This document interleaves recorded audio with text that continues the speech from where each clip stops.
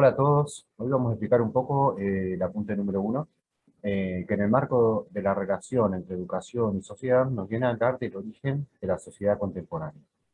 Ya desde la introducción aparecen diferentes conceptos que son muy importantes que los tengamos en cuenta para iniciar este recorrido por el estudio de las teorías sociopolíticas, ¿sí? Que tienen un gran auge principalmente en el siglo XIX, donde el nacimiento de la sociología, ¿sí? Por ejemplo, va a impulsar el desarrollo de diferentes métodos para el estudio de las sociedades. ¿Sí? Dentro de las sociedades tenemos que hablar de nosotros, de los seres humanos, como sujetos sociales, que en relación con otros configuramos una idea de sociedad. Eso va a ser objeto de análisis de muchos pensadores durante el siglo XIX, que van a intentar abordar mediante métodos científicos el comportamiento de las sociedades. Obviamente que no aplicando los métodos de las ciencias naturales, ¿sí? Que son mucho más exactos en relación a diferentes experiencias, sino que, bueno, con otros métodos que tengan en cuenta la imprevisibilidad que caracteriza al humano como sujeto social. ¿Sí? Bueno, digamos, eso nos va situando un poco en lo que es el contexto histórico. En el siglo XIX hace referencia a 1800, pero un poco antes, en el siglo XVIII, a finales de 1700, se empiezan a observar diferentes cambios y transformaciones en Europa que toman el nombre de revoluciones burguesas, ¿sí? La revolución industrial y francesa. Eh, Burguesas porque la burguesía como sector social va a impulsar estos cambios y transformaciones, va a ser protagonista en estos cambios y transformaciones que le van a dar origen a la edad contemporánea, que dan en el espacio europeo pero impactan en el mundo occidental. Cuando hablamos del mundo occidental nos referimos principalmente a la realidad que se vive en Europa y en América, en los patrones culturales que se comparten, estamos en el 2021, tenemos economías capitalistas, hay un montón de cuestiones que nos identifican. Y si damos un poco más fino al mundo occidental, también podría incluir a Sudáfrica, Australia, Nueva Zelanda. Pero hay otros lugares del mundo como Medio Oriente u Oriente, donde hay otros patrones culturales que consolidan una idea del sujeto distinta, ¿sí? Hay otras matrices ideológicas. Por lo tanto, esa línea histórica que tenemos en este primer apunte, la tenemos que entender dentro del mundo occidental. Son hechos, sucesos que se dan dentro del mundo occidental y se toman como parámetros para darle fin o comienzo a una nueva edad. Nosotros en nuestra materia vamos a situarnos principalmente en la idea de sujeto que se empieza a construir hace poco más de 250 años en el mundo occidental, en el marco de la edad contemporánea que se da por las revoluciones industrial y francesa principalmente, pero ya es un cambio que se venía dando en Europa, principalmente desde el siglo XV, donde a finales de 1400, donde la burguesía como sector empieza a crecer mucho en lo económico. Es un sector que económicamente tenía mucho poder vinculado a las actividades comerciales. Eh, Tanto la Edad Medio moderna, el orden, estaba legitimado por la Iglesia y la monarquía como las instituciones que ordenaban la sociedad e instalaban una idea de sujeto particular, donde la religión va a ser un mecanismo, ¿sí? Ideológico, eh, por el cual los sujetos van a organizar la vida en sociedad.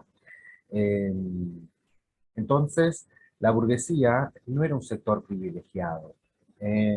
Cuando el orden estaba representado por la iglesia y la monarquía, existía lo que se llamaba la sociedad estamental, donde las personas pertenecían, los sujetos sociales pertenecían a los grupos de pertenencia en relación a desde el nacimiento pertenecían a esos grupos.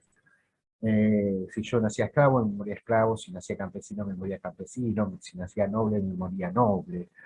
No existía la idea de igualdad entre los sujetos sociales. La idea de igualdad entre los sujetos sociales va a ser instalada a partir de las ideas de la Revolución Francesa con el nacimiento de los derechos humanos. En el antiguo régimen, en el antiguo orden, la burguesía no ocupaba un sector privilegiado por no ser miembro ni de la iglesia ni de la monarquía. Por lo tanto, tenía poder económico, pero no tenía poder político. Y es un poco lo que va a querer ir logrando. Por eso va a impulsar ideas como república o democracia, que vienen a instalar un nuevo ordenamiento a partir del siglo XVIII, que como les decía va a impactar en el orden occidental. América tiene lazos que se remontan a la colonia con Europa. Desde el siglo XV empieza el dominio de Europa sobre América y después la matriz ideológica, ¿no?, particular que se instala y que no reconoce las culturas nativas como pues, otras ideas de organización social. De alguna manera se instala, ¿sí?, a fuerza de fuego y sangre también, sin respetar otras formas de organización posible. Esta mirada eurocéntrica, ¿no?, que es muy característica también en una única idea de legitimación frente a la eliminación de lo distinto, ¿sí? No se contemplaba otra idea de sujeto social.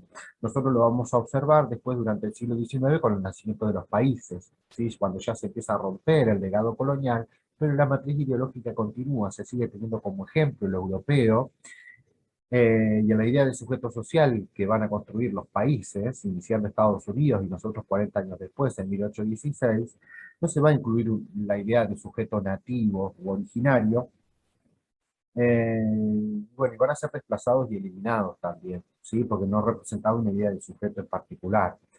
Lo cierto es que la burguesía va a tener mucho poder, va a impulsar revoluciones que van a desplazar a la monarquía y a la iglesia y van a instalar un nuevo orden que nosotros conocemos como la edad contemporánea. Estamos inmersos en la edad contemporánea y como decíamos al principio, la revolución industrial va a significar un cambio más bien desde lo económico, donde se va a instalar un modelo socioeconómico llamado capitalista.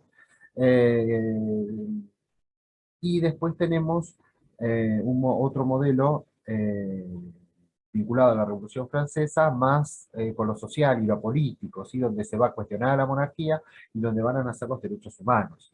Hay otros órdenes en el mundo, principalmente el Medio Oriente o Oriente, donde China, por ejemplo, o Afganistán, son países donde los ciudadanos, los sujetos sociales que habitan en esos territorios, se regulan bajo otras matrices ideológicas, ¿sí? No son las del mundo occidental, son otras. Por eso a veces nos cuesta comprender determinadas realidades, pero tenemos que entender que son otras las estructuras que regulan la vida de los sujetos. Eh, una de las cuestiones, como decíamos también antes, que la burguesía va a tomar para desplazar a la iglesia, ¿sí?, como desde ese lugar de hegemónica frente al conocimiento religioso, sobrenatural, dogmático, va de alguna manera a impulsar el conocimiento científico, donde las ideas empiristas, todo lo demostrable a través de la experiencia, va a tener mucho auge, va a tener, digamos, mucha importancia. El conocimiento científico de alguna manera también va a desplazar a la iglesia desde ese lugar, y en otras edades había tenido mucha importancia el conocimiento científico en Grecia, en Roma, pero durante la edad, eso pasó durante la edad antigua, la edad media y moderna, el conocimiento religioso opaca todo eso, y después, al final de la edad moderna, vuelve a reflotar un poco esas ideas que había en la edad antigua y que ponían como centro al ser humano, ¿sí? Eh, bueno, entonces una nueva idea de libertad, un orden legal también que se empieza a observar, y un modelo de civilización, ¿sí?, que está muy vinculada al nacimiento de los territorios, de los países. Los países nacen en la edad contemporánea y responden también a una idea de propiedad privada muy característica del capitalismo. Todos los países desde su nacimiento son estados capitalistas. Después vamos a desarrollar también el concepto de estado, de capitalismo, para entender por ahí las características fundamentales y de estos ordenamientos que se dan en el espacio europeo pero que impactan en el mundo occidental. La idea de Estado está muy vinculada a las instituciones, ¿sí? Porque el Estado, a través de las instituciones como la escuela, va a reproducir una idea particular de sujeto, ¿sí?, que se va a querer buscar en relación a la idea de país que existía en el momento. Esas también son características que vamos a seguir analizando en el apunte número 2.